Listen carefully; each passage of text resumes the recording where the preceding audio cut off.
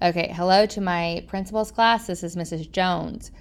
I'm going to break this down step by step so that people can actually understand what's going on, since you don't seem to understand the 45-minute video I made from last year. That being said, we're going to head into Adobe Illustrator. I have mine already saved here on my dock.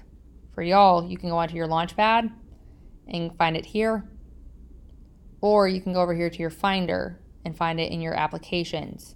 It's right there. So remember, it's Adobe Illustrator. I already have my picture here ready to go. So I cropped it, and that made it really tall and really skinny. So I know I don't need to have a very wide artboard whenever I get going. So going into Adobe Illustrator, our first step, we have to do File, New. And then I'm going to do where I save it as a self-portrait. You're sending me screenshots anyway, so you have to make sure that you're just saving it and make sure we're saving it as an AI. Remember, I use inches.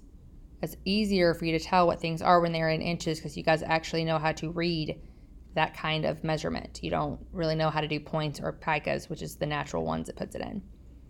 Right now it's set to 8.5 by 11. If I were to go this way, that would be way too wide, and it'd be tall enough, but it would be way too wide. So I'm gonna go this way.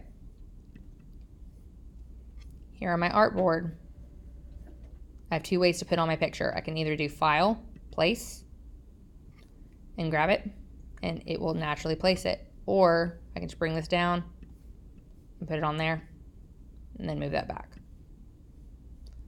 So I'm gonna drag this down a little bit and kind of scroll up.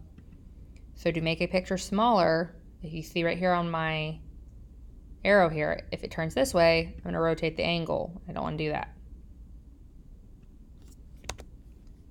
And so if I go like this, I can make it this height that I need. I scroll down, and I'm gonna make it kind of this width, even though it will still stretch it out a little bit. And that's okay. So this is step number one. I'm going to see right here, I have my layers. I'm going to do a screenshot. So I'm gonna do Command-Shift-4 to show that, hey, I have my layer one here. It's gonna save it on my desktop. And then I'm gonna stop this video and go on to the next step for y'all.